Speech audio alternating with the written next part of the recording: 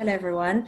I'm the managing partner of strategy at Verity London. And we're a strategic comms agency, but we're purpose-driven and work with charities and corporates to develop and communicate their purpose. So this is perfect. Alasdair and I met a couple of weeks ago, and we recorded a podcast together, which I enjoyed very much.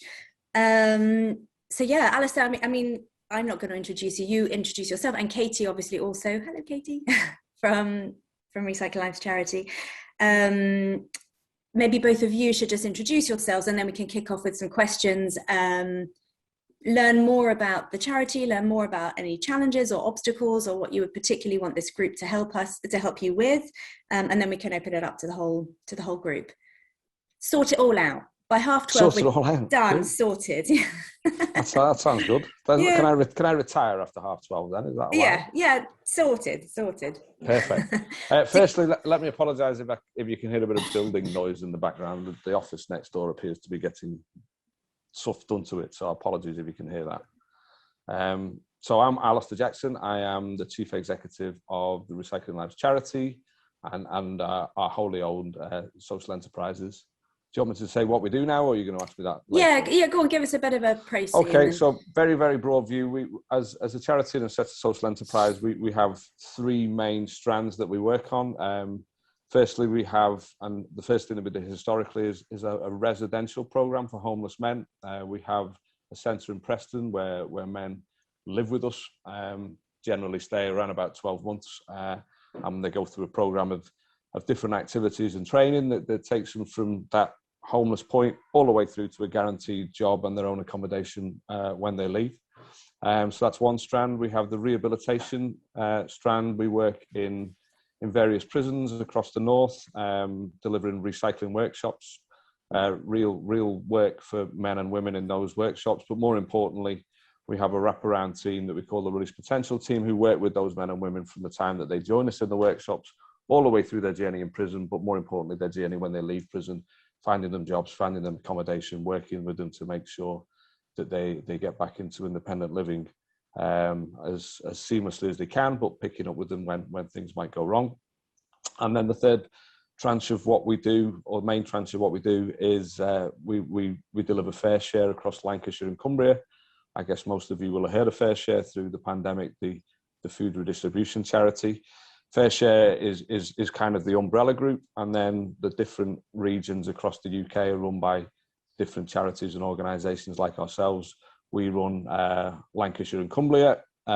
We have, how that works is we have a warehouse in Preston. The food comes in from the various suppliers, manufacturers, retailers, and then we work with between 150 and 200 smaller organisations. They could be charities, they could be schools, food banks, community pantries, that kind of thing. We get that food to them so they can do what they do.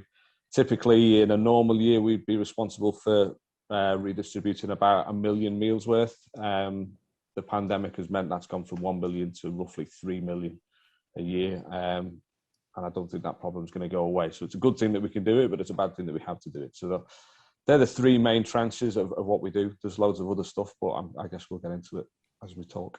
Yeah, and actually, Katie, do you want to just say hello as well, so everyone knows who you are, and then we can bring you in on the conversation? Hi, everyone. I'm Katie, so I'm the charity's marketing and comms function.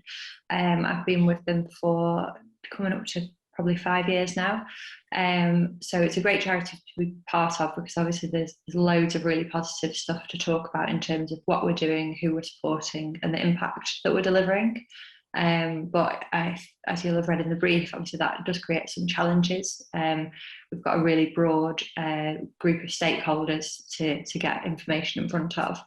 So we're hoping that you guys will be able to help support us with that, just as one of our challenges. But there's loads of great stuff to go out with, quite absolutely bags of content. People are really interested in what we do, and because we tick a lot of boxes, because we work with quite a few different types of communities, we like to think there's kind of something in it to interest everybody. So the opportunities are greater than the challenges, I think. And shall we just set into context first, either Alasdair or Katie, just the connection with the Recycling Lives business, because I think that's important to clarify. And then I also just want you to set into context the fact you're a charity and a social enterprise. Okay. So I guess one of the complicating factors is the connection with the Recycling Lives business. So the Recycling Lives business existed long before the charity existed, and actually the Recycling Lives business is that. It is a recycling business. It's a national business. I think now it's got about 20 sites across the country. It employs about 800 people. It turns, I don't even know what it turns over now, but it's either between 100 and 200 million pound a year, something mad. But going back to around about 2006-07, it was a lot smaller business. And I was working for the business at that time. We were kind of looking at expansion plans of how we become a bigger business, and most of us wanted to do one thing, i.e. invest in more recycling kit to make us into the top tier recyclers. We were a medium tier at that time, but our founder Stephen, in my view, crazily wanted to form a homeless charity, which I thought was the maddest idea that I've ever heard, because we knew nothing about charity, we didn't have anywhere to do it, and we knew nothing about homelessness. But as you may have guessed, that's what we did. And the rest is kind of history. To answer the question, in the first 10 years of the charity's existence, it was backed and funded massively through the business. It almost was one organisation. And any shortfall that the charity had, the business would supply. Most of my work as operations director of the business transferred over into the charity often, and working on the prison stuff. So there was a massive interconnection.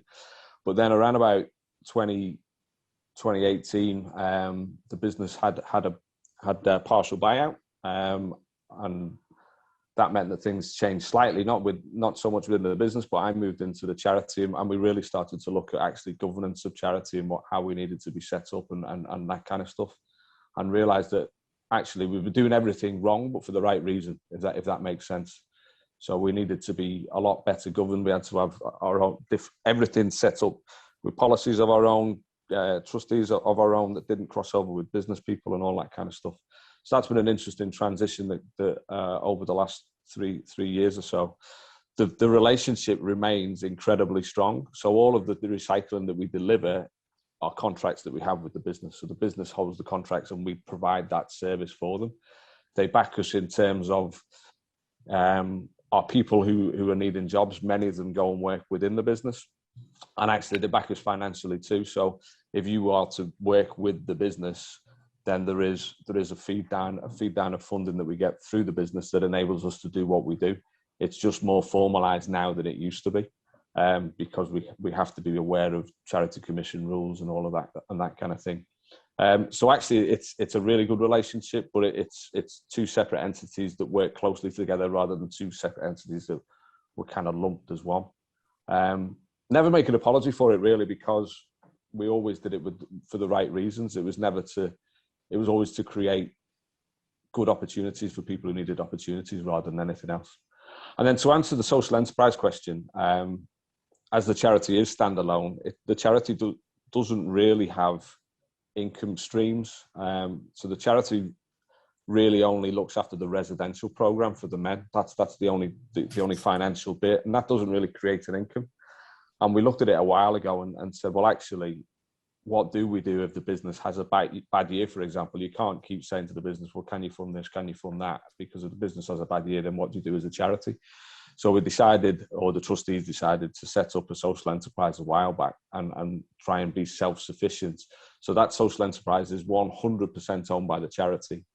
So any money that the social enterprise makes has to go back into the charitable work that we do.